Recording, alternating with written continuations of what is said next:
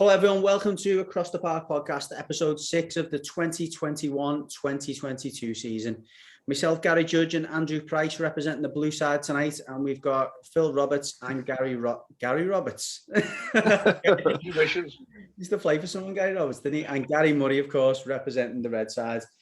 Mixed fortunes or mixed results certainly this week, not in keeping with what we've had so far. We'll be reviewing Liverpool's 3-0 victory against Palace at Anfield and Everton's extremely disappointing 3-0 defeat to Aston Villa at Villa Park. We'll be previewing the cup games early on in the episode so that hopefully our listeners can catch them before the games themselves tomorrow night. Then we'll have our usual social media section where we'll be covering any questions that have come in over the last week or so, specifically those about the impending departure of James Rodriguez.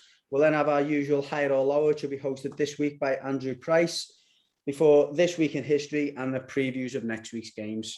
So without further ado, we're going to start with the review of Liverpool's victory home to Crystal Palace. Again, I suppose on paper, what looked like a fairly straightforward fixture. It wasn't so easy. I think that some rocky moments early on in the game, but pleased with the 3 points in the performance ultimately, lads. Yeah, I mean, it was a 3-0 victory, obviously, but it was very hard fought. It wasn't like so much that we hammered them. And when I say hard fought, though, I don't mean that apart from that early little weird scare when the ball was bouncing around in the box. I don't mean that they were like threatening us loads, but it was a case of it was just a hard fought game all over the pitch. They're dead big, aren't they? I was obviously at the game, just looking around the team, just going, these are absolutely massive up and down the park. And so it was like a dead physical game, and it was a tough one. You've got to win the battle before you earn the right to play. And I think we've done that, which was, really pleasing to see. But the big thing, wasn't it, Gary, going into this game was it was a new back four that we'd never seen before. We had Tsimikas left back and James Milner right back, and the new lad Kanate playing alongside Van Dijk. And so everyone was thinking, it's mad this, but worked out. How do you think we got on? Yeah, I don't think any of them put a foot wrong. We've seen Tsimikas a few times now, and start of the season when Robertson was injured and he debuted for a few games. He looks like he can slot right in as soon as he's needed, and I've got absolutely no complaints with him starting in any game really, because he's physical. He'll get stuck in. He's a good defender, but he gets forwards and throws crosses in at will as well. So for me, he was brilliant. And James Milner, what can you say about him? He's coming up against a lad there who's probably their most dangerous player. And, he has caused us problems in the past coming in from that left wing. And caused James Milner problems in the past? In the past, yeah. He did, yeah. But this game, he didn't get a sniff whatsoever. I think Milner adjusted his game in a way that he didn't give him any space whatsoever. Whenever he was on the ball, Milner was on top of him. He was like a shadow all game, defensively. But again, didn't restrict him getting forward. No, I was sitting in the Kenny Dalglish 6 rows back, kind of right in front of Milner.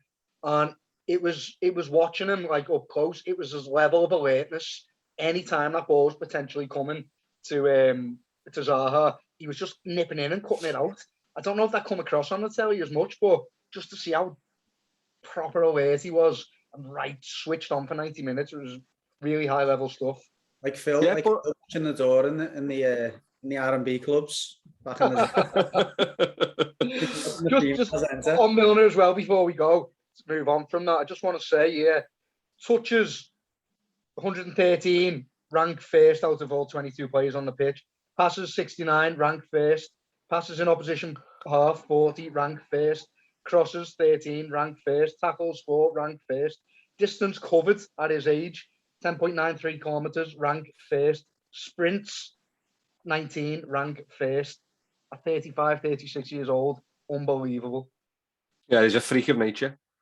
That's the only way to describe him. He's just he doesn't slow down ever. He doesn't ever go missing in games. And again, at his performance levels, you just know whenever he's on the pitch, you're getting a 7, 8 out of 10 every game. He's just a machine. And a yellow card. yeah, he loves one of them. Like, it's nice to see. The big fella, Gary. Yeah, the Kanate. He had a couple of little duels where he had to be strong and be quick with their players going through on goal. And anything he faced up against, he done remarkably. He didn't really put a foot wrong. Not that I could see anyway. There was that time that he sort of got turned to run towards our own goal. It was kind of in a race with Benteke, and Benteke had himself between the ball and Kanate, and he did catch up and make up for it and do enough to put Benteke off. But I thought that was a little eye-opener for him, where I thought you could tell that previously he's relied on that size and strength, and it's been dead easy for him. And whereas in the Premier, he's had to go, oh, hang on a minute, it's not just that easy. I've got to switch on. I've got to use my strength quite a lot rather than just rely on it. But I think after he had that little eye-opener, that was it then. I think he looked really comfortable. Yeah, he settled right into the game. I think it obviously helps when you're playing alongside Van Dijk. You know, we've seen it with Gomez, we've seen it with Matip. Whenever they are alongside Van Dijk, they play a lot better. But he's still got to compete in them duels that he's come up against, like Benteke and that. And you know, you can't really complain with him. So for me, it was a good start for him. He's got him in the team now, is it? He's in the team, and I don't think so. No, I think Matip will come back in. Matip's number one. I think it'd be a bit sly on Matip if you took him out for long term, because he hasn't put a foot wrong. He's been as good as Van Dijk has been, and you know, for me that partnership is our best partnership for now. He's obviously. I was going to say, from Klopp's perspective, the last thing he wants is a repeat of last year, where when the injuries came, he didn't have players to count on. I think he wants to probably use that depth a bit more, doesn't he, during the season, so that if there are injuries, it's not going to be a big, nobody's coming in cold. He's had a different back four in the week in the Champions League as well, didn't you? Different centre-back pairings. Yeah. So it was a complete change in the back four. Yeah, 4 changes in midweek and then 6 changes against Palace. So it's like we're starting to show the people were talking about a lack of a quality depth, quality in depth or strength in depth. And I think, the last couple of games have gone to show that maybe there isn't so much of an issue after all. I mean, I think the problem with the strength and depth is we've got strength and depth in some areas, but then in other areas, meaning you lose Salah, who's coming into as good as Salah to replace him. You lose Salah and Mane, you're looking really thin then, aren't you? It's always been the forward positions. Yeah, I know last season we were lacking in centre-back positions, but that was like a freak where we had 3 or 4 centre-backs all out injured. That doesn't happen. Salah, it's just touching on Salah there, Gary. Unreal. I think this is the best he's looked in his career. Maybe even better than when he bagged 40 goals that season. It's just all over the pitch. His decision making. He doesn't look greedy this season. Putting in work in the right back position, winning the ball back. I think there's a shout to say he's the best player on earth at the moment. I know Messi and Ronaldo are still going. They're old. They're getting old. I know Ronaldo's still producing. But I think Lewandowski might have something to say about that, Phil. Yeah, he might have, but there's an argument to that. Just on that one, does it change your? And I can't remember what your opinion on this was anyway, but does it change your feelings, or does it impact on your feelings about his contract demands now? Would you just give him whatever he wants? You've got to operate within the realms of what you're able to give, haven't you? But I'd love to be able to give him what he wants. But the chat was 500 grand a week, wasn't it?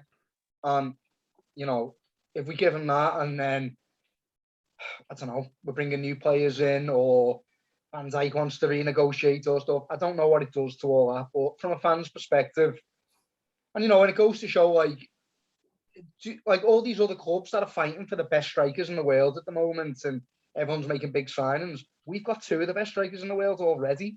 So, and just touching on Mane there, I think he's in a drought, isn't he? But that's what people are saying. I'm hearing all kinds of criticism about Mane. I think he scored 13 in his last 14 Prem games, and he looks frightening on the ball, looks unplayable at times. So, I think we're all right. You're saying there, Gary, who we got to come in as good as Salah. That's impossible. And we've got. I don't mean it as good as Salah, because that's obviously you don't do that. You can't have 2 players who are that good to be a backup. But what I mean is, we can't still be relying on Origi if we really have to. That's we did look good in midweek, but he looked better than he has been. I wouldn't get carried away. He looked better than he has been. Yeah. And just on that, I suppose it's worth talking about Jota, because I think he's a bit off form himself. He's done cup playing the goals, not quite there last. I just think the only thing he's missing is the goals. I don't think his players put poor whatsoever. I think he's still in the game. He's still affecting games, and he's still getting in them positions what he was always getting in at the start. Only he's not putting them away at the moment. Thankfully, we're not relying on him to get goals at the minute because the others are still bagging. So hopefully that will come back again. And once it does, God help whoever that team is. Yeah, I'm with you. I'm sure it will. But yeah, definitely. And I'm looking at the midfield as well. This is the midfield I've been waiting to see for so well. This season we haven't started with it yet, but I was really looking forward to it.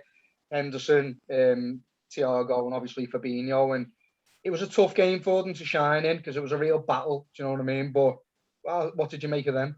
Well, for me, the fact that it was a battle and we were still on top, we were still the better team, and they came out as being on top of that midfield. That's a good thing for me because you're expecting Thiago to be this flair player who's just playing the balls forwards and being a bit of a link-up play. Fabinho's Fabinho, you know what you're getting out of him anyway. Yeah. And Henderson doesn't really have to have many of them type battles in games because we do tend to more or less bypass the midfield. But we didn't in this game, and we were strong, and we did win them individual battles, and we did enforce ourselves on the game as opposed to being bullied a bit, which can easily happen against that type of side. And for me, it's not always about the easy on the ice stuff that the midfield can do. It's these type of games as well that you need them to be able to perform in, and they rose to the occasion. You say that reminds me of when we won the league, 1920 season. That's how it kind of went, wasn't it? It's like we had these games and we weren't necessarily just like looking dead, Man City or Barcelona, but we just don't look like conceding. We're winning battles. Teams are thinking, how are we going to beat Liverpool? Because one's not going to be enough. You've got to put two past them. And how are we going to score two? It feels like that to me again. Yeah, I wouldn't disagree. We're looking strong. I just don't know how to take the season now because there's going to be that many contenders. I don't think I don't think it'll be as many points as what I've won at the last few seasons. I think there's going to be a lot of up and down between a few of the top four. City are obviously going to be up there. Chelsea are definitely going to be up there. We'll be up there. United are still looking good, even though they struggled a bit against West Ham. They're still looking a good side. They've got a quality attacking force. So they're probably going to be there or thereabouts. Maybe they might fall away towards the end of the season, but that's no guarantee. You know what they're like? They just win, don't they, when they need to? Yeah. So I think it's going to wobbling. Yeah, but they do that every year. They wobble early on and then they just go and put 15 win streak up. What can you do? Yeah. Naby Keita's goal. Can't move on without talking about that. Fantastic volley. He's come on there. We didn't lose tempo when he come on. Yeah, also I temper that a bit. You've wrote him off, haven't you, before? Is he back in the... I was just going to say, I temper that. It's you though, Gary. You know what I mean? I just temper it with Jagielka scored a shinned one in at the Cop End. I know, but... Is he not playing better this season? No, because he's had a time on the pitch, hasn't he, Keita? I think he is. He's definitely put a few better performances in. I'm obviously being a bit negative there, but it's because we've been stung by him so many times. But he is definitely playing better. He's definitely looking more like the player we thought we were signing, as opposed to the one we've had for the past couple of years. So, long may that continue. If he stays fit and he can keep these performances up, then there's a player there to do a job for us throughout the season. What's changed then? What's changed in his performances that he weren't doing previously? I think for one, the fitness side of it, he can have a little bit of a run of games and some proper training with the team. So that's going to help massively anyway. But on the pitch, I don't think he's trying to keep hold of it as long as he did. No, he was. I've noticed. Yeah, he was always trying to. It would always be that one extra step, and then he'd try and release it, and it'd be too much. I think he's learned now that you don't get as much time, and you've got to be a lot quicker on the ball in the Prem. And it's been 2.5, 3 years, but he's finally learned that, and it's working for him now. He's releasing the ball, he's getting up the pitch, he's moving us up the pitch. So if that can continue and he can stay fit, there is a player there. The other week where we looked amazing. Can't remember who it was. Everyone was bombing forward and all that, and he was just like the game was going on around him. So he still has moments like that. Do you know what I mean? Yeah. But he's just looking a bit better. And I just talking about the Palace game. Just credit where it's due. You know what I mean? He come on, he scored a boss goal. The tempo didn't slow and stuff like that. So and that's a big thing. Depth. Our midfield depth issue is that it's Ox and it's Keita and it's Milner, and how reliable are they? But, you know, we don't know that yet. But if it continues like this, then we've got great strength in there. Is it also that the expectations have now been tempered of him, and it's like, not your expectations have been lowered, but, you know, it's like any player who comes in that fee, and you were saying, you know, having seen him in the Bundesliga, you're expecting him to come in and boss the midfield and be that box-to-box midfielder that you wanted. Now that you've kind of, you know, you're not expecting that anymore, is it probably just a little bit more comfortable for him to go, well, I can come into the team, I can do what I do, and there's maybe not as much pressure anymore? Could be playing a part. I mean, yeah, he's not expected to absolutely boss games now. I suppose not, but the level's high though, Judgy, of the others. So he's at least got to be in and around that level, hasn't he? And he hasn't been to date. So, but he's had a good pre-season. He's done okay so far, and you know, if he can stay fit, and I think if he's getting minutes regularly, that will contribute to consistency, which has been his major issue when he has been playing. Thought I'd give him moments, but he hasn't been consistent. But I think Klopp's learned from last season that got to rotate. We already all hyper rotating quite heavily, and if you want to compete on all them fronts, but the more we do, obviously, the more minutes people will get, and hopefully that'll help. Well, on that note, you expecting more rotation tomorrow? Norwich away in the League Cup? Probably wholesale changes. Klopp's reverted back to sending Pep Linders out when it's League Cup interviews. Yeah. He's just not interested in it. So I don't know whether that stems from that fixture congestion where we had to play the 16s, and he's just decided, okay, well, I've got no time for you now. Then don't know whether it stems from that, but how do you feel about it then? Don't get me wrong.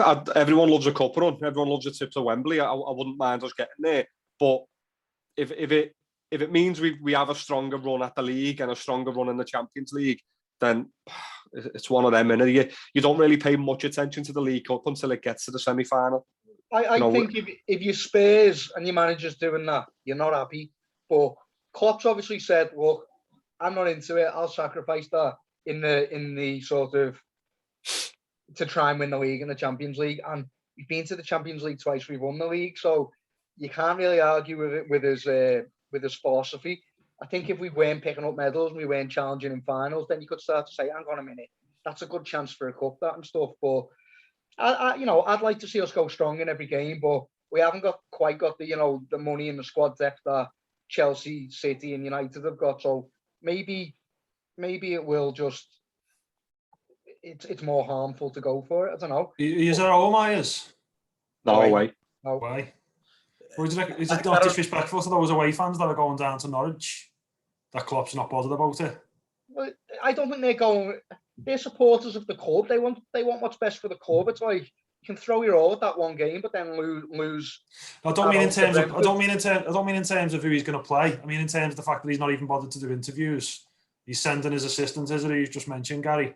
It's a bit disrespectful to the fans who are going to the game. I think personally, you're paying your money and going down to Norwich, and your manager can't even be bothered to do a pre-match interview because he's not bothered about the competition. Then I don't know. I just think that's a bit disrespectful to the fans personally.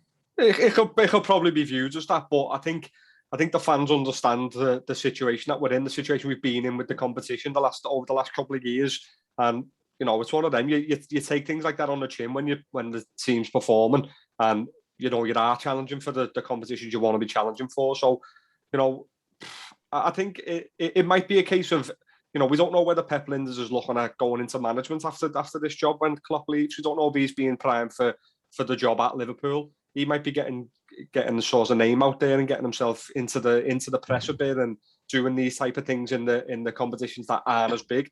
You just don't know what's going on behind the scenes. So, far-fetched that, isn't it? But no, Pep Linders has been doing the League Cup interviews for a long time, so I think he's not going to be an ex-manager, is he? Yeah, but I think it is part of Klopp saying, I'll help you your career. Any manager does that. What's your aspirations for the future? I mean, in any line of work. I mean, okay, how can I help you get there? Like, I don't know. It could just be simple as that. But the thing is, taking charge of QPR tomorrow because he wants to be a manager. We know what Klopp's. Sorry, go on, Gary. Or it could be the fact that Klopp just doesn't care and he's like, That's what I'm saying, yeah, that's what it seems like, doesn't it? He could be, but he's not a disrespectful man, is he? He clearly cares about these our fan group and stuff like that. So it's out of character for him to do it for that reason or whatever. So, Enough. But it's a fair enough observation. It's one way that you could look at it. If you just go back to the original question about changes, anyway, what are you expecting, Phil, from the team? Yeah, I'm just trying to think who are the periphery players. I think you're looking at Keller in goal, aren't you? Tsimikas is probably going to play again. Then you maybe Gomez, Kanate play together. Yeah. Basically, what team you're looking at against Brentford, and not that. That's what I. That's what I. Well, yeah, but that's like if you will the B team, Gary. But is there more peripheral players? Is there a load of kids? Could this be a well, there's talk of Gordon getting his first game, isn't it? The forward. He's only a kid. So he's probably looking at starting. Origi's probably going to start. Minamino will start. Yeah, definitely. Oxlade-Chamberlain will probably start. Yeah. There's all them players, all of them fringe players who need minutes. They're all probably. Jones is going to. They've already said Jones is going to start it. I think it's his 50th game for Liverpool. So all them players who need minutes, who are always on the bench, who are looking to get the last half hour, 20 minutes of games, they're all going to get a start, aren't they? So. I'd like to think they'll still have enough to beat a winless Norwich, but if they're ever going to win a game, it's either this or the weekend, isn't it? 100%. Yeah. So, on them predictions. I think it'll be with us making wholesale changes. It'll probably be tough, and they'll see it as a game to maybe have a go at. I'll say 3-2 Liverpool. Yeah, I really like Pukki, mate. I just think he's a boss player. So I think against inexperience or a lack of continuity, I think he might be able to exploit that. So I think he'll score, and I'll echo Gary 3-1. I said 3-2. Oh, 3-2, 3-1. I hate to rain on your parade, Phil, but I don't even think Pukki will play. That's fine by me. 3-0. I mean, saying that, he's not going to want to get absolutely spanked, but I think he'll know that you're going to put a second string side. I think he made 11 changes in the last round. It's not one of them, by the way, where it's just like a little me thing and no one else agrees, like many things. Or is he a boss player? Do you think he's a boss player too? Pukki? Yeah. No. I think he's where the net is, they're clever, just dead technical. You're not basing that on his debut season in the Prem? They played his first game and I think he scored 2, didn't he? And he looked good, but absolutely fell off a cliff after that. He scored at the weekend as well, didn't he? Good goal. I just think he's a good player. He's decent, but he's definitely got a finish in him, You think about it, who else in the Prem, with the exception of maybe the bottom 5 or 6, Everton, go out of the way to buy it? I think he lacks some attributes, physical attributes, but I think as a player, though, I think he's got it. But yeah, anyway. Okay. Well, yeah, we'll move on. Unfortunately, pricey. Villa Park Saturday night. Obviously, we were missing. When the team came out, I was shocked. he kept those injuries really quiet. I mean, obviously the Calvert-Lewin one we knew about, but missing Pickford on top of that, Coleman, and also Richarlison was disappointing. And then you see the first half. I think we've done okay. I think we dealt with them fairly well in the first half, and we looked a threat on the break, but ultimately disappointing to lose 3-0 in the end. What was your take on it? The missing players was the big story, and the fact that we had to then play Rondon up front, I think was probably not fair on him, because he was clearly not match fit for me. He done all right, clearly not match fit, and I think that was probably the big thing for me from that first half, especially because, as you say, we done all right. I mean, I couldn't say we played well, particularly in any part of the game. We done all right. They had more possession, which is fine. That's the way we've been playing. Tried to catch them on the counter attack. We had a couple of good fast breaks with Gray and Townsend involved, who I thought both played decent. But it was just, I think, lacking that final third, and Rondon, obviously, I think I can think of one where he just couldn't get on the end of one, probably half a yard off the pace because of that. He was trying hard. He had a couple of good touches. I was up a couple of times, but I think that was where it fell down. And then also Iwobi. I mean, I don't know how you think he played, but I think he just showed his limitations for me. I think that's what you're going to get from him. He'll work hard, a few good touches, but ultimately he's not. You can't rely on him to create something or to put that final ball in or to get you a goal. Judgy, just before you come in on this, Judgy, I'll just mention now, it's a good time to bring it up. Matty messaged us on the website and said, Rondon, unfit, but the only way to get match fit is to play matches. I thought he did okay. He's not Calvert-Lewin or Richarlison. He's his own player, and we have to give him a few games to see him at his best. Only then can we judge. Yeah, I don't think anyone judged him at the weekend. I think Pricey's assessment was spot on. He clearly wasn't match fit. He held the ball up well, some decent touches. He was a little bit unfortunate. I think the chance Pricey was referring to came to him a little bit early in the game, where he was probably really rusty as well. It's come into him. He's probably took a touch where I think if he was a little bit sharper, he would have took a first time. But no, I don't think anyone come out of that game thinking, oh, he's useless or seeing anything from him that made you think that you didn't want to see him on the pitch or anything like that. So, yeah, I think Matty's right, and I don't think many Blues would disagree with that either. Coming back to Pricey's point about Iwobi, again, we spoke about it the other week where he'd done okay, but you're just waiting for him to have the opportunity to take the game by the scruff of the neck and to either take it or not take it. No Richarlison, no Calvert-Lewin. He really, I know Gray's been in form. I thought Gray played well again. But, from a seniority point of view, players have been at the club for a period of time. He was the main man there in that kind of attacking quartet who you're going, okay, well, we paid a big fee for you. You've had a decent start to the season. Benitez has done everything he can to big you up, to give you responsibility, and here's a chance for you. And again, he's just flattered to deceive. He's a good link-up man. I've said that in the analysis of his first few performances this season. He does well when other players around him are playing well. When they aren't or when they're not there, he just hasn't got it in his locker to go and make something happen himself or create something out of nothing. Even, Gray and Townsend have done that in the first few games this season. They've already done more, in terms of winning games with their own contributions than he has in his Everton career over whatever it is, nearly 2 seasons now. So, yeah, I agree with you. It's disappointing again from him. And again, just probably identifying what a frustrating player he is to have about. And that's it. And he has been looking better the last few games or the first few games of the season. But ultimately, the bottom line is that's what you're going to get from him. You're going to get him, as you say, flatters to deceive. He looks like he's going to create something. You sort of will him on. He hasn't got that final ball. He hasn't got the goal in him. So that was that. I think overall, second half, when we came out, you know what? I didn't think we played any different than what we played, say, at Brighton. We just didn't score. We just didn't take the chances that we had. Just before we come on to that obviously that difficult spell that we had and the spell that ultimately won them the game, there was an opportunity for Gray at the other end where he blatantly ripped off, like dragged right off his feet, right on the edge of their area. He's questionably last man.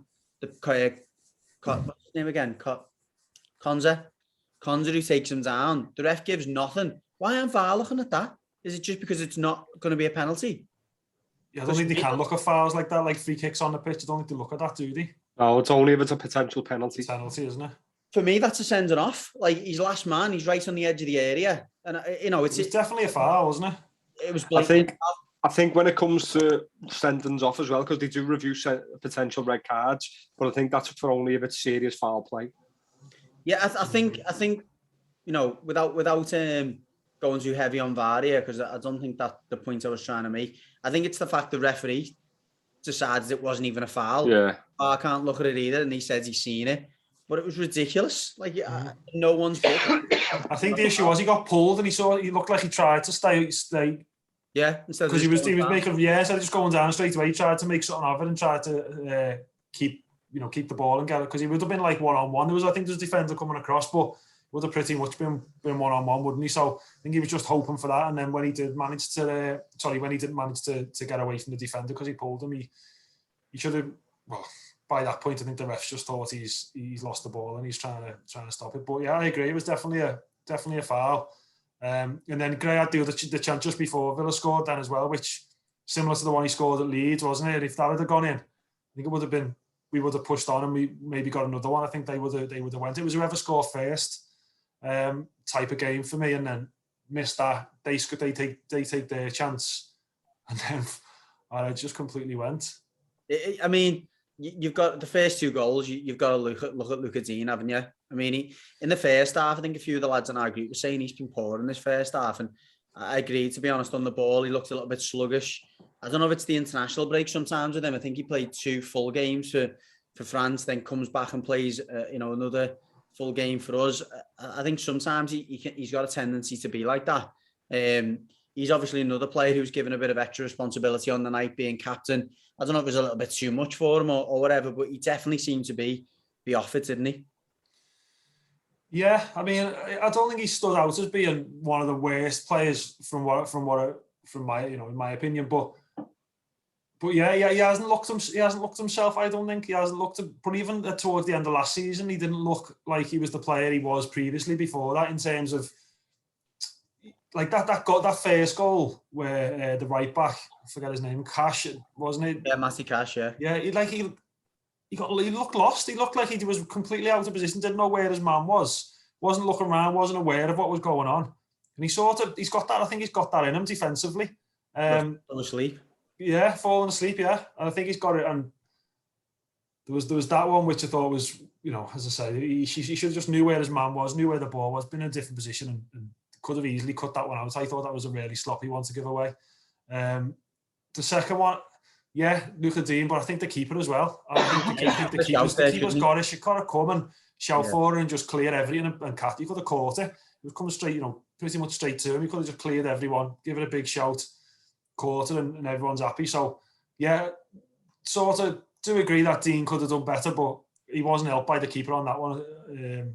Begovic, Well, you say there wasn't a lot between the sides there, Pricey, and sometimes you see that when you watch the big teams play lower teams, and this isn't bait, but one of the things that I think the difference was quality. You look at 2 of their goals, and it looked like the teams are quite even, but it was the quality for the finishers and that little bit of magic that they were able to produce, and Everton didn't seem to have in the locker. Quality on the day, yeah, but we've produced that quality this season already, so it's not that we haven't got the quality. Quality on the day, definitely. They took their chances, we didn't. It happens sometimes, and I think that's the only difference between our performance at Villa. And as I said, well, it wasn't just that they took the chances, though. They were pretty special to 2 of them goals, weren't they? No, they were all mistakes, every one of them. Matty Cash was decent, the first one, where he's gone a bit of a mazy run, but the third one was basically we pushed high up the pitch, and he's got about 60 yards of space in front of him. Anyone with any yards. Ben Godfrey stood as a left back. He's meant to be right back. He's right over there. Just left the whole half of the pitch for him. So he takes a little ball and he's through then, isn't he? So yeah, the finishes, I get what you're saying with the finishes, but they weren't especially in the goals. They were just having mistakes as far as I could tell. Like, as I say, it's quality on the day. 100% Villa produced and we never. But quality overall, I think we've proven, and Gray and Townsend in particular have shown that quality. High level. What? What's that? That was so random. Gray and Townsend, high level. You're saying that wasn't bait before, but what you're saying about we had a difference in quality. We were missing our 2 best forwards by a mile. When you are missing, particularly the way that Benitez has been playing so far, but it's been direct, get the ball forwards, get it into those players. Those are the 2 players that make the ball stick. Whether it's Calvert-Lewin getting flick-ons or Calvert-Lewin just holding the ball up, or Richarlison drawing fouls, they get us higher up the pitch consistently. And, say what you like about Richarlison's stroppiness and his performances so far. Evertonians, again, were reminded how much of a difference he makes in terms of that side of his game. Whether he scores or doesn't score, the opponents find him hard to deal with, and he does make the ball stick, and he holds the ball up and draws fouls, and again can give us that kind of territorial dominance that we lacked. I think the other day today, I think we kept okay possession at times. I think we had some decent moments, but we didn't really push the opposition back very much. And I think the other thing, Pricey, as well, there was a distinct lack of pressing from the front, wasn't there? Crawling along. You've got Townsend, who as hard as he works, he's still athletically, he's had better days, hasn't he? In the past, and I think we lacked a lot of things without those two up there, and it is an ongoing concern for me now. The longer we have both of them missing. Well, it was Rondon being not match fit, and then Rondon came off and was replaced by Gomez, and then you've got no chance of pressing, and the ball's never going to stick up. So, and that's just because Rondon couldn't hack it because he was tired, not against them. Benitez obviously doesn't fancy Sims, or Sims isn't ready or whatever, so couldn't bring him on. So we're bringing a midfielder on, and Iwobi's, him and Iwobi are pretty much, he's a 10 and Iwobi's a 9 up front. It's never going to stick. So, but yeah, the injuries are worrying because we're only in September. I mean, we said in the summer hasn't been a great summer in terms of who we've bought, and there's loads of reasons for that. But the fact that we're only in September and we're already noticing that the squad's weak and thin is worrying, because it's gonna happen all season. There's going to be injuries. That's what happens, and we look really worryingly thin when those players are gone. There's no one. Absolutely, certainly in terms of like forward players in the mould of the two that we're missing at the moment. Obviously, Cenk Tosun's back in training at the moment. I'm not saying he's anyone to be relied on whatsoever, but I think he'll still be a welcome addition to the squad. Just having a forward in there who at least can fill in as a natural forward and an experienced forward as well. Definitely. It's funny, isn't it? Because it's just like we didn't even have all our subs, did we? I'm sure we had one less sub than we could have had in terms of people sitting on the bench. So yeah, you need numbers in there just to do something, but the quality is just not there. If Tosun's coming back, the quality. Said this in the summer, look, we haven't got the quality. It's a big concern. We've got you can laugh at this all you want, Gary and Phil, but at the moment we've got an bang average squad. Well, we've got a social media question all about that in a minute, but just talking about like the lack of available players you've got at the moment, are you going to be able to rotate much for your cup game? Yeah, well, I was going to come on to that. Yeah, I actually, despite what Pricey's saying, and he is right, I think we've got players who can play at that level. And don't get me wrong, I think QPR will be a really difficult game for us tomorrow if we put out a similar team to what we did against Huddersfield. Bearing in mind that obviously Moise Keane's not here anymore. He although he got sent off in the end, he started the game really well against Huddersfield and was a threat for them. You're looking at Rondon's probably going to start again, isn't he? You've got Tom Davies who's going to come in, who, to be honest, I've said it before and I'll say it again, I don't even think he's good enough for the Championship. I think that might be shown again tomorrow. Hope it's not, but I think it might be. Outside Gordon of that, will come on, Moni. Gordon probably get a game. Yeah, you'd think so, yeah. Again, so outside of that, you've got players. You've got players who were involved at the weekends. Andre Gomez will have to start, I'm sure. Yeah. He'll need the minutes himself. I was saying to the Blues today, I don't know what the issue is at the moment. In the catalogue of issues that Gabaman's had, but how long he's out for, this should be an ideal game for him. And I don't know whether Benitez if this is an ideal game for him. Benitez just thought, look, let's leave him out completely and get him an hour against QPR. I'm hoping that's the case. We're going to come on to the departure of James Rodriguez in a bit, but again, it takes another body out of there, doesn't it? Another player that we can't really call upon. James does, yeah, and the quality, we said it before, the quality he's got. If he was in the squad, he should be on the bench. He shouldn't be left out completely. But as you say, he's leaving. But what I know we're going to rotate players, and we'll be right to do so as well against QPR. But the way we haven't had a settled back four, and I'm just wondering whether we need to now look at who is our back four, I know if Coleman's injured, fair enough. Kenny will come in or whatever. But especially the centre two, who are our pair, who are our centre backs. I think they need to get game time together, whoever it is, and build up an understanding. Because at the moment, that's the area where we look like there hasn't been. Well, there is no two, is there? Who you could say that Benitez is going to rely on, and who've built up a good rapport between themselves. So I don't know whether, even though it's a Carabao Cup game, play your two that we're going to be playing in the Premiership and build up that understanding. I think touching on the depth, I think the main reason at the moment why he's persistent with this back three is he knows we've got loads of centre backs. So you've also got Branthwaite, who obviously hasn't been involved as much in the league, but you've got Holgate, you've got Godfrey, you've got Milner, you've got Keane. I think he's thinking, if I play three centre-backs, it obviously means I can rotate them a little bit more if I need to. and it means I can probably call upon, I've got less players to have to try and rotate in the midfield areas. I actually think, even though it's been touted that he's after another centre back in January, I think he's thinking, actually, we've probably got more depth in that position than we have in others. Therefore, I have to play a back three. What do you think about that? It's a possibility. It didn't work though, did it? It didn't work against Burnley. Just because you've got, more than enough centre backs doesn't mean that they're all good enough to play in the three. I get what you're saying. I get what you're saying. He's trying to work. He's looking at the players and trying to get the best out of the players he's got, isn't he? But yeah, I don't know. I just think it didn't work. I don't think we. The only thing is not the only thing, but as I said before, against Burnley, I think he played the three centre backs in the wrong position to start with in terms of across the back. He had Milner on the right, Keane on the left, Godfrey in the middle. I wouldn't, if you're playing three, you don't play them three.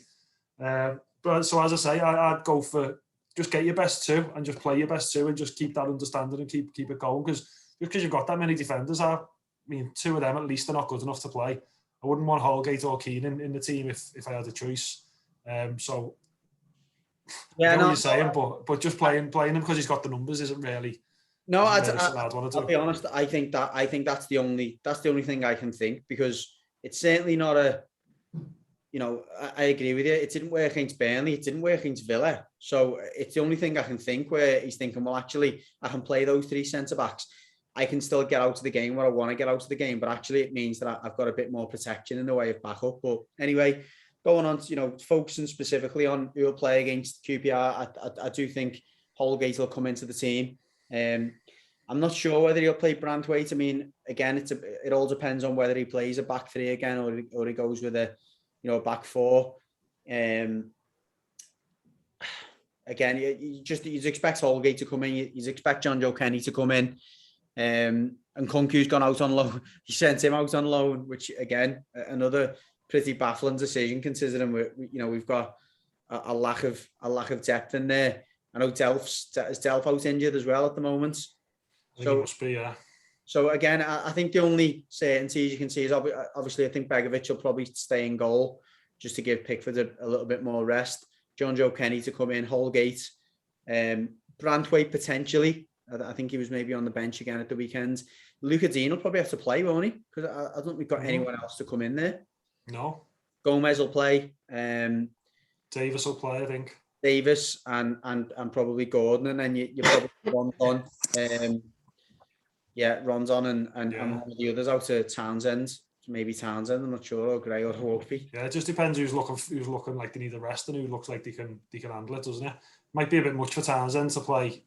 If he plays Saturday, to play three games in a week, I'd say probably Gray over that. Sims, do you reckon Sims will get involved? You'd expect him to get some minutes. I'm not sure he'll start. QPR are a better side than Huddersfield are marginally but they've had a good start to the season and they are a decent side. I think he might get minutes, but it'll depend how the game goes. I think if he gets minutes, it probably means we're chasing the game, which won't be a good sign. It just means that because Rondon's not going to play the whole game, is he? So if Rondon's playing, say he gives you an hour, you're going to have to replace him with someone, aren't you? Yeah, it's interesting. I'm sure we'll know, will we, until we see who's available out of the players that weren't available at the weekend. But prediction, tough one. Obviously, you're not sure who's going to play, but I say we should beat QPR. I think it'll be close. Maybe a 2-1. I'll go 2-1 Everton. I do think we'll win. I'm going to go 2-2. On us to win on pens. Why? Fair enough. Okay, well, moving on to socials, Phil. I'm going to ask you to, focus a little bit, or we're going to focus a little bit on James Rodriguez fit. Well, in fact, no, we'll bring a red question if you've got one in first. Yeah, well, we've got a few. I was thinking maybe end on the James section, if you want. We'll start with the blue one. That bench, that team, that match day squad on Saturday, 500 million spent, and we end with that. Someone's head needs to roll. Brands. For 2 years now, we've heard that if we sell or get high earners off the books, we'll reinvest cleverly. Lukaku, Stones, Barkley, Rodriguez, Gay, they've all gone and we haven't, and we still haven't invested cleverly. I bet you we won't either. Are you as frustrated with me at the past 5 years? And that's Anthony Power sent that into us. We have invested heavily, though, haven't we? Is that we said we haven't invested heavily? Cleverly, not Cleverly. heavily. Oh, cleverly, I thought. Oh no, definitely hasn't been clever. Nothing clever about it. Yeah, I mean, you can't disagree at the fact that you're looking at that squad, and as I said before, we're average. Got an average squad, and I don't think we can expect to finish anything apart from 8th, 9th this season. I said that in my predictions a couple of weeks ago. The brands question we've done to death. I don't know. We need to go over that again. But you can't disagree. It's been when you put, we done it the other week when we looked at all the signings we brought in over since Mashiri came in. There's just a lot of average and below average players that we brought in for decent money and that are probably on decent money that just haven't worked. And yeah, looking at the squad, Judgy, on Saturday, it's can't argue. Yeah, it was alarming. I mean, you've got to temper that with the fact that on top of the 4 players that we spoke about before, Delph, although he's still a squad player, isn't he? Gabamon was out as well. You're talking, I think, 8 players we were missing at the weekend. I think outside of the top 6, if you include maybe on top of Liverpool, outside of Liverpool, Chelsea, United, City, maybe not even Tottenham. I mean, Tottenham looked threadbare the weekend. There's probably only those top 4 clubs that if they can lose 6 players and still have an half decent bench. So I don't think we're alone in outside of our, I think, best 18 players. It's pretty grim. But obviously, going back to his points about the money, it hasn't been invested cleverly. I don't think there's any secret about that. I'm not sure, as I say, as you say, we've done the brands thing to death. We can touch any more on that. But there was something else he said, Phil, towards the end of his question there, and I thought, I'm not sure I agree. Oh yeah, sorry, the reinvesting that money. Look, that we've spent that money. There's no 2 ways about it. It's been spent. It's not intelligently, was his point. Yeah, no, he's saying about getting players off the wage bill. Yeah, that's a good point. We brought big money in potentially, and we haven't spent it well enough. I suppose. Sorry. Go on, it's all right. No, go on, carry on. Sorry, I thought you finished. I'm going to say, I don't think it's not been for the want of trying, has it?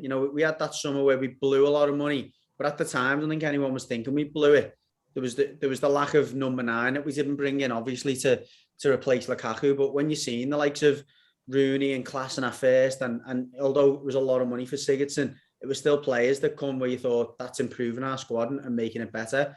Obviously, when it's not followed up with success, and as I say, when you don't bring in a natural replacement for Lukaku, that's where it was going to fall down. And we don't need to go near the likes of Balassi and all that, because they were just dreadful signings. But yeah, I don't think it's that the money's not been reinvested, but I think the word that you've pointed out a few times is cleverly. He was another terrible signing as well. Yeah, Pricey, sorry, what were you going to add? No, I was just going to say, you're right that outside the top 5, anyone would miss those players. But I think the point is that we've spent that much money, we should have the squad. And I think that's the point he's trying to make, isn't it? And that's what I was referring to when I look at that squad in comparison to what we've spent. It's not good enough. Absolutely, yeah. Okay, red question. This is from Zach via the website. He said, really strong start, but I'm conscious that we were also here last season up until December. City dropping points has got a few of us a little too excited for me. A little bit of maturity, which comes from the experience of the last 2 seasons, is needed from both the staff and the fans. October's going to be a big month for us. Let's keep our heads. So, Gary, is he right? Do we need to keep? Is anyone getting carried away? I don't think I've seen much of people getting carried away, to be fair. I think it's more in line with what we've seen over the past couple of years. He's right in saying we sort of lost it a bit in that bad spell last year. But other than that, the last 2-3 years, we've been up there with the best teams in Europe.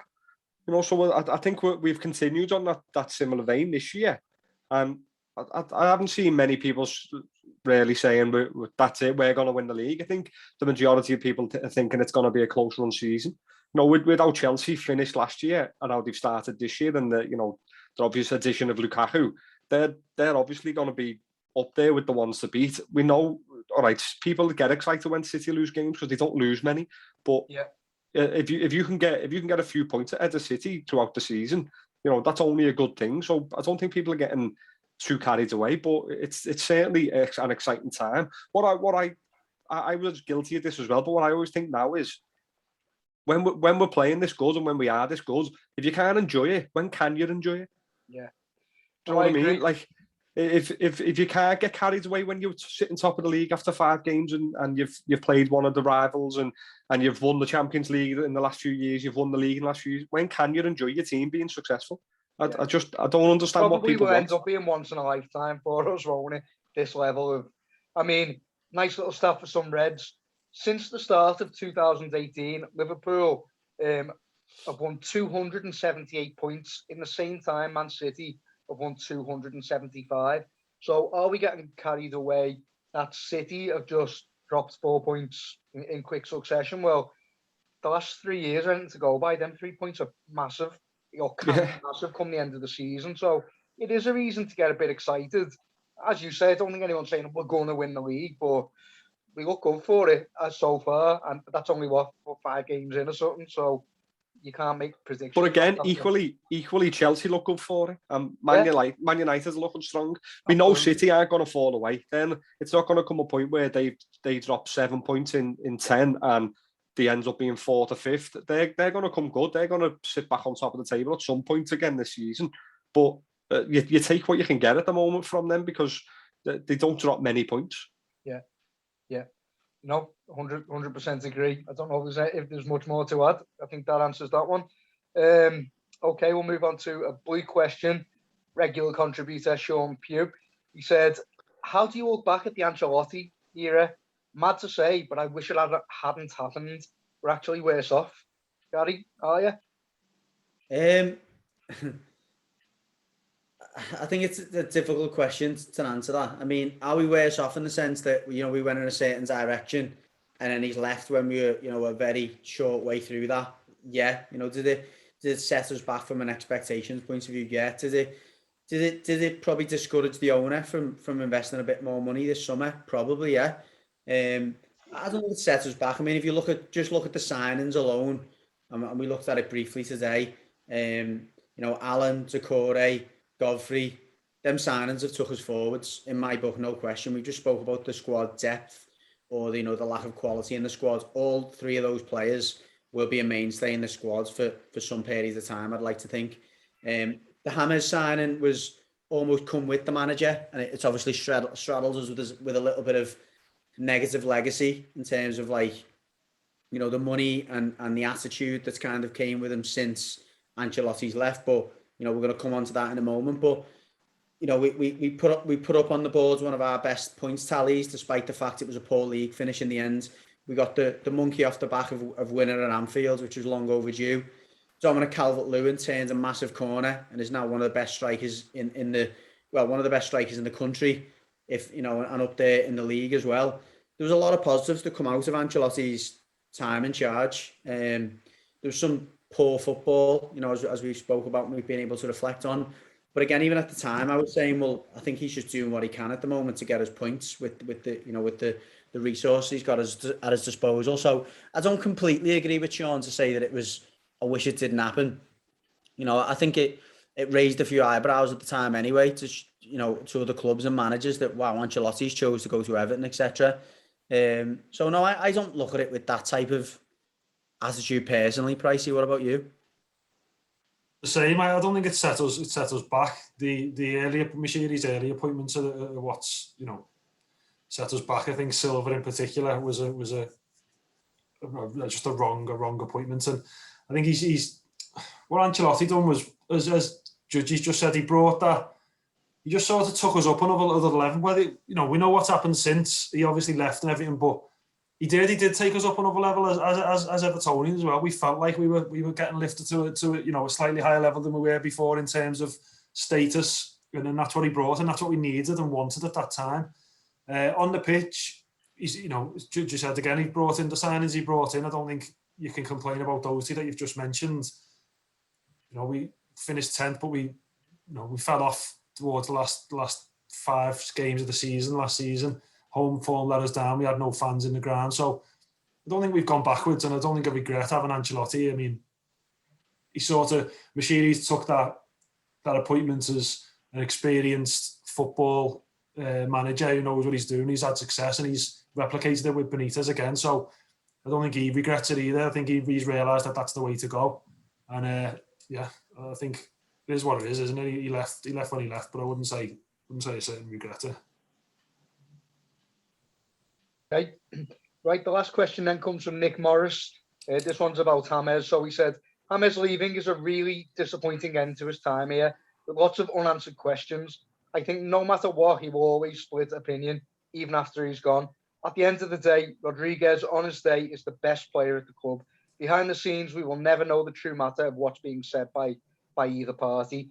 Not getting Diaz because he chose to stay, only to then go to the UAE, tops off a horrible long-winded saga that we now need to move on from.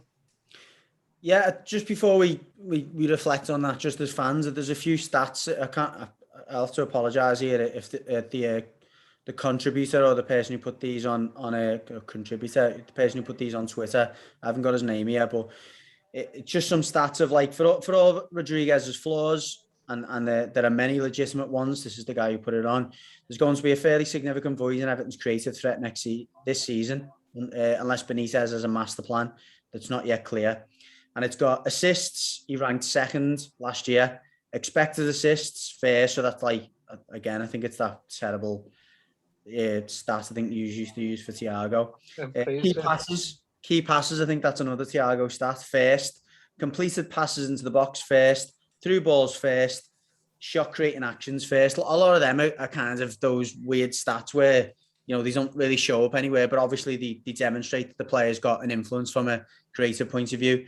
He then counters it with his next tweet saying, but on the other hand, you stop paying 250 grand a week for a player who hasn't been in Everton's matchday squad for 48% of their fixtures since he joined. So basically, since he joined, he's only took part in 50% of the matchday squads. Do those stats make any difference in terms of your perception about what you remember of Rodriguez and what his legacy will be for you, Pricey? No, the missing the games one is the biggest one, though, because he did miss a lot of games, and it was games that you sort of got the impression he didn't fancy. And even though I liked him, he was quality. We brought that extra dimension to us. He got on the ball, he was brilliant. He really good player, but I do remember him missing games, and I do remember him goal missing in games, and I remember him. Not sulking's not the right way, but it wasn't going his way, he wasn't in the mood. He wouldn't get involved, or he'd go missing for a bit. And I think the way we're playing this season, we couldn't really afford for that type of mentality in the team. It was a bit different in the way Ancelotti set us up, but the way we're playing this season, we couldn't really afford that. So it would have been nice to get rid of him in the summer and bring in a replacement. But if the opportunity is now to get rid of him and save that money for January, or save that money for next summer, then it's a bit of a no-brainer.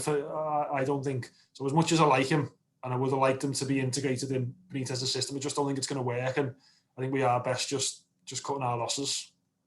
Yeah, I agree. And the last bit that the listener put in about was not getting Luis Diaz because Rodriguez didn't fancy coming. That was the bit that really soured it for me, because he would have been a really good signing, and a player that would have ticked all the boxes from a quality perspective, age, athleticism, potential, just everything really that would have really fitted in with this squad. And that really disappointed me, because it was obviously a move that financially the club needed to make to allow that deal to go ahead. And because Rodriguez for some reason didn't fancy it, maybe thought that there was going to be a bigger club that come at the time, he's decided not to go. And now for him to end up in Qatar just says a lot about I suppose his mentality now and how he's feeling about football in general. But anyway, I agree with you, Pricey. I think it's time to cut our losses.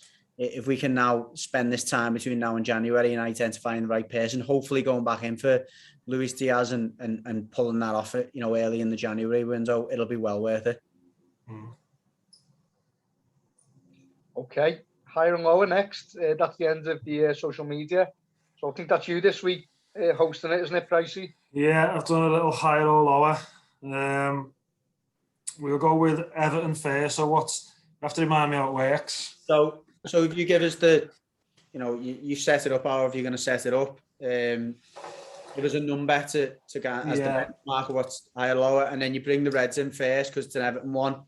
They have their guess, and then I have my guess afterwards. Okay, so the facts are around Goodison and Anfield. So for Everton, it's the Goodison one. So I'll go to the Liverpool lads first for the Goodison's questions. Is it? Yeah. Yep. Yeah.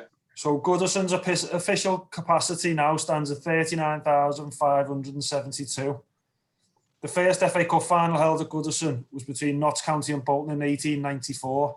Was the crowd higher or lower than the current capacity of 39,572?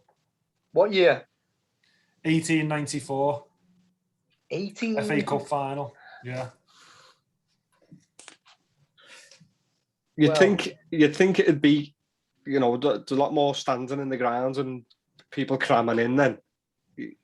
And an FA Cup final, you've got to go higher than that.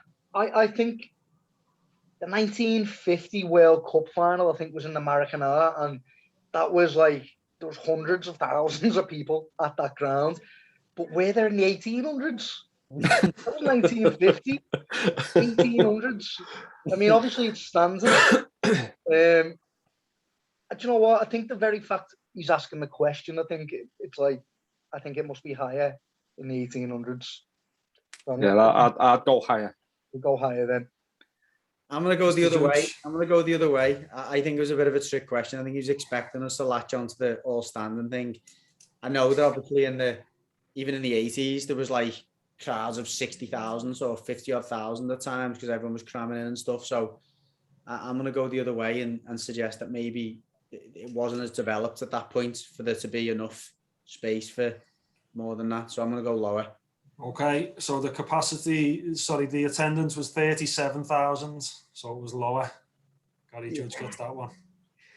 Well done. We're sticking with the Everton questions, is it? Or Liverpool one? Yeah, I go 3 Everton, and then. Okay. Romelu Lukaku scored 48 goals at Goodison. Has Duncan Ferguson scored more, or higher or lower, than 48 goals at Goodison? Lower. Yeah. I think he's only scored about 50 in his career, hasn't he? I'll definitely go lower. Yeah, I'll definitely go lower than that.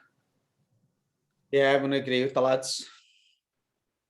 Yeah, 47, only one lower though. Ooh, only one lower. Thought that was another trick question you might have latched onto. Sure. The highest ever attendance at Goodison was against Liverpool in 1948. Was it higher or lower than 75,000? Highest ever attendance at Goodison, higher or lower than 75,000 in 1948 versus Liverpool. It's hard to say. It's going to be close either way, isn't it? Yeah. So, generally are, aren't they? Yeah. So I'll go marginally higher. Yeah, go ahead. I'll go with you. I think I've seen this, and I think it's marginally lower, to be honest. Interesting. What are you saying? Yeah, I'm going to go lower. It's higher, 78,299. Equaliser, back to 1-0. I thought it was 7-1. Judgy, these are questions about and relating to Anfield. Liverpool's longest unbeaten run at Anfield was between January 78 and January 81. So 3 years. They played 85 games and conceded 35 goals. But did they score more or less than 210? Wow. 80. How many games? 85 games. Again, I suppose it is going to be close either way, isn't it? Longest unbeaten run. I've got no idea, to be honest. But I'll go lower. Right, I'm thinking lower because I think 101 was our best ever. That was across 2 seasons.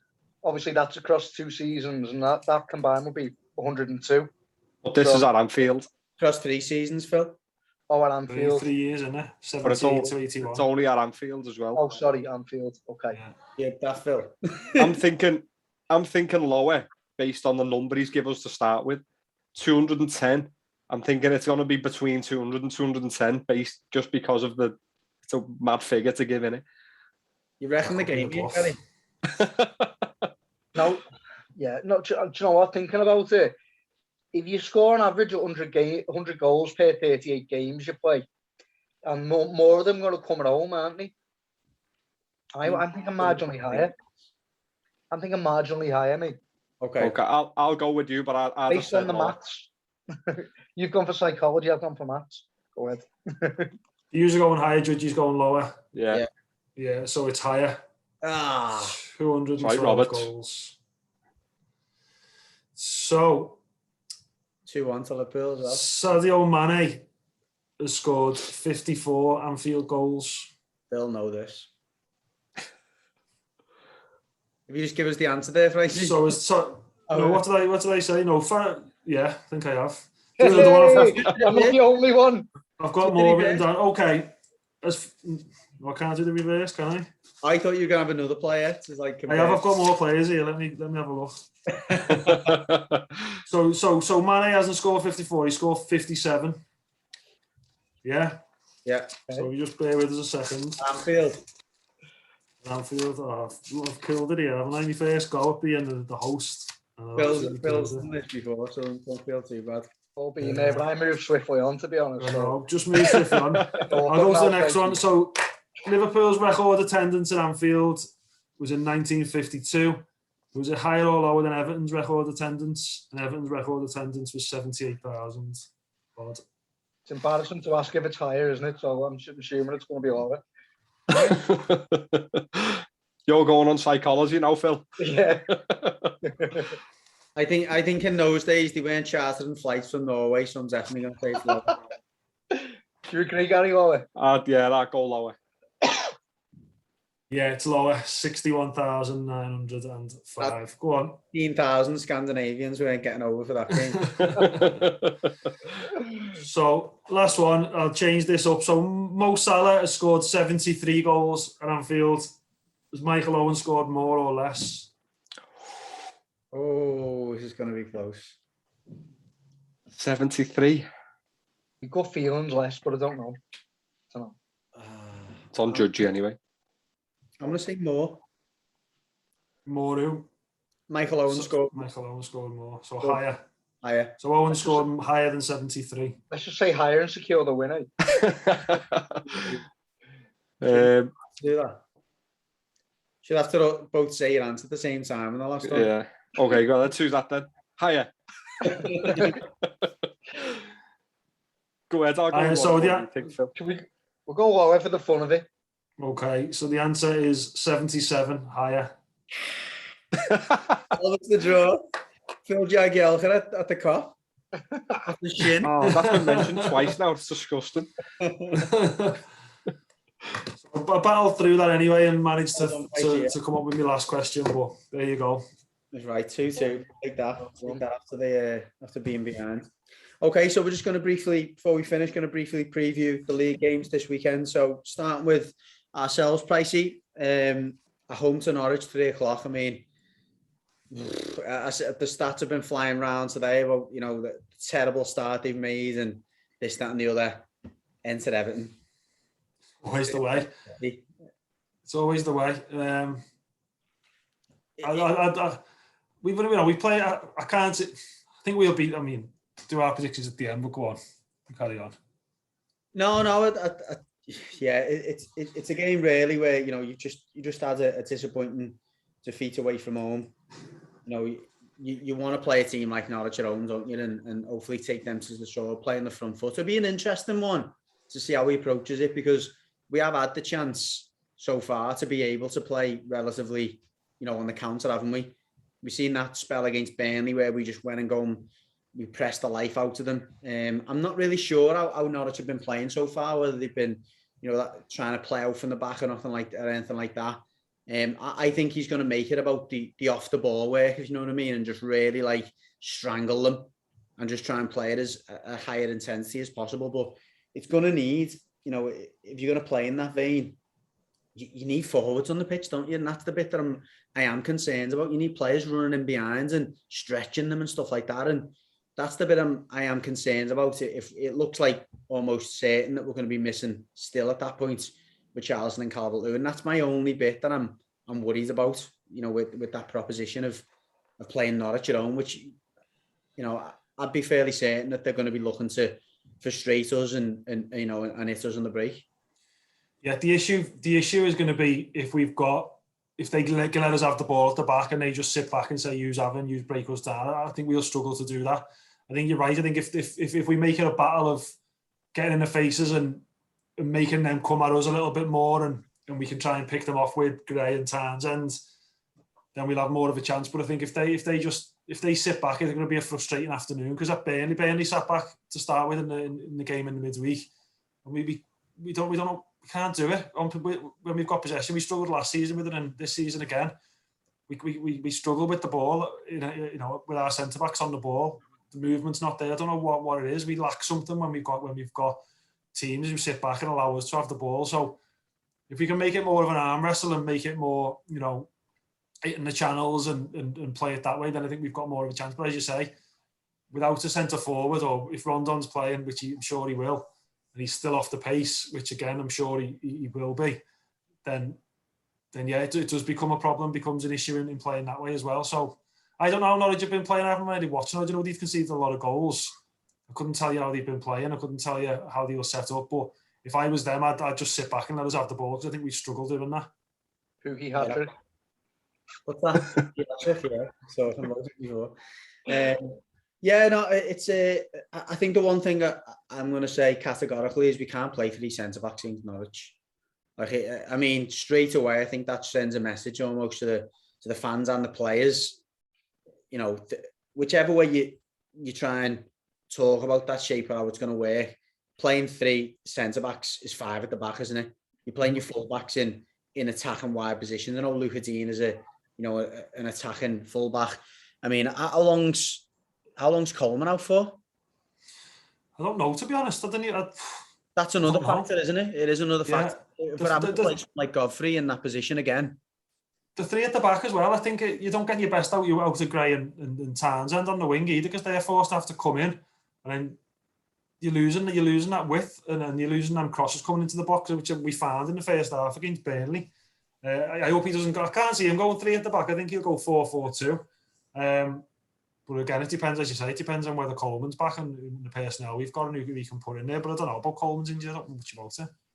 Yeah, and it also adds an interesting dynamic to tomorrow's game, really, because if we're saying we're both agreeing that we need a forward on there, don't we? We can't be without any forwards. Obviously, you start Rondon tomorrow because he needs the minutes, but then he'd probably have to come off at like half time or 60 minutes only just to make sure that he's fit for Saturday and he's able to play again. Yeah. And make sure he doesn't actually get injured on the day as well. Exactly, yeah. So there's a lot of conundrums in there. Some players might put themselves in the frame for Saturday. We spoke about Gordon. It might be a decent game for Gomez if we are talking about the side that are going to drop off, and we're looking for a player who has got, I suppose, some of those passes in his locker that can stretch teams. When he is at his when he's playing better than he has been. It might be a game for him as well. So I think there's some players who will want to put themselves in the frame tomorrow to play on Saturday, and hopefully they do. So yeah, let's go on to the prediction because again these are always tough to predict or lineup wise, aren't they? So we'll go with the prediction of the result then, Pricey. I think we're doing we're doing all right at home. We're not doing brilliant. We're not playing brilliantly, but we're getting the results, and the crowd seem to be on side. I think we'll beat them. I think it'll be. I'm actually going to say we'll win. We'll score 2 or 3 against them. To be honest with you, I do think it'll be a bit of an arm wrestle. I think they'll try and come at us. I don't think they will sit back. I know I said that's what I would do if I was them, but I don't think they will. Well, I hope they won't anyway. And then I think we can try and pick them off, and I fancy us to win 2 or 3-0. Yeah, I'm gonna go 3-1. I think they might nick one, even off a set piece or something. A player I didn't mention really, I think will be really important against these, and he's showing a bit more of this ability in games as Decore. I think if you can just give him a bit more license to get in the box and get on the ends of things, I think he's a player who teams find it hard to deal with in the area. So I'm tipping Decore to get on the score sheet and for us to win 3-1. Okay, so moving on to the later kick-off, Brentford away. Tricky assignment really, because they've had a good start, haven't they? And they've shown, particularly against the top sides, that they can dig in and be hard to score against. So again, I think one of the tougher games you've had so far. Yeah, they've had good results against, who is it, Villa and Arsenal. Arsenal. Arsenal 2-0. Yeah. So they've shown that they're willing to come and have a go. I mean, I haven't watched all of their game. They done Leeds, didn't they, at the weekend there as well? I'm assuming that they're having a go in games. As I say, I haven't watched, but it seems to me that the goals they're getting, they must be having a go. So, So it was Wolves at the weekend, Phil. They beat Wolves at the weekend. Wolves, yeah, 2-0 winner. Yeah, I mean, obviously they're coming at teams, and I'm thinking that that would be ideal for us if they did, a bit like what Pricey's just said there. But I'm sure it's not that simple, And I think the form that Liverpool are in and the team that we're likely to play, having rested players midweek, I think will be full strength. And whether they give us a battle, whether they sort of sit back, whether they come at us, I'd like to think we've got all the answers. I mean, it's a bit of a boring way to analyse a game, isn't it? To talk of it like that, just to say that whatever they do won't be good enough. But kind of how it should be and how it feels to me, Gary. Yeah, I don't think it really matters what they've done in other games at the moment when they come up against the likes of Liverpool and probably City, Chelsea this season. They're going to sit in. They're going to try and make it difficult for us to break them down. They're going to do what we hate teams doing against us historically. As you say, you've got to think that we're going to have enough if they do that to be able to break them down, to be able to come away with the 3 points. I think that even Tony, I think their main striker, he's just got a couple of goals there and should have had another couple, to be fair. He got a couple of disallowed on the weekend. He looks like he could be a bit of a tricky character to play against, but again, I think he's coming up against a better defender than what he's come up against so far. And I'd like to think that we will have too much on the lineup. We know we're without Thiago. They said he's going to miss a couple of games at least with this calf injury he picked up. Yeah. So who would you think will deputise? Will it be Keita coming in or? I think it will be Keita. Keita seems to have the nod ahead of Chamberlain, doesn't he?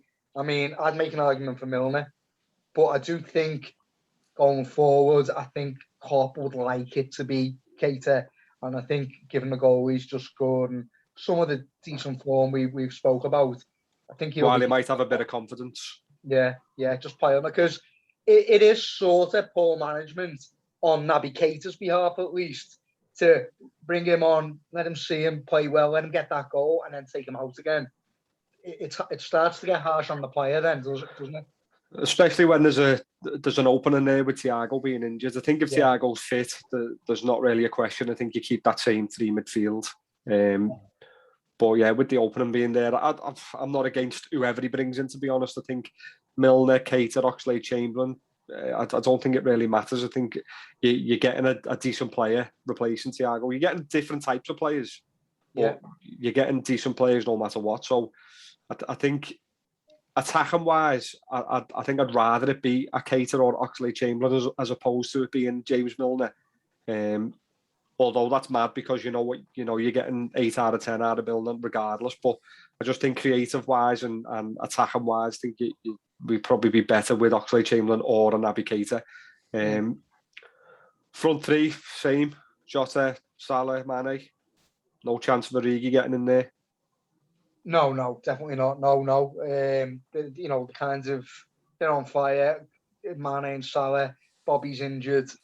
I think, you just got to keep, as you said before, putting Jota in there and he'll start putting them chances away, because it seems like that's the type of player he is. But, I mean, right back though, Trent he just feeling sick on the day, weren't he? He said he was ill, he said he'd done all the tests, it wasn't COVID, and I know it can take a few days to come out with the COVID test, but nothing's been said since, so I'm assuming it was just a slight illness, so hopefully he's back. I don't think you'd see him tomorrow anyway, so he'll probably be back for the weekend, I'd say.